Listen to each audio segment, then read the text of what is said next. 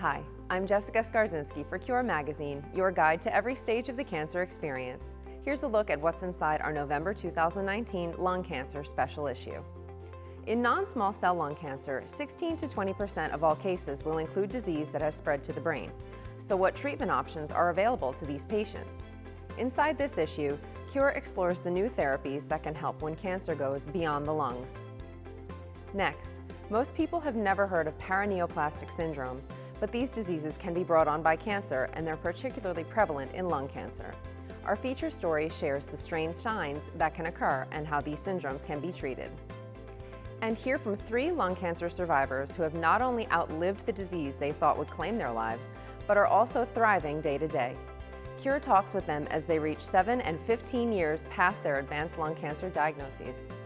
To read these stories and more, visit curetoday.com/publications and click on the latest Cure cover. Or ensure you don't miss a story when you subscribe to new issue alerts. Visit curetoday.com/email-profile for more information. And as always, thanks for reading.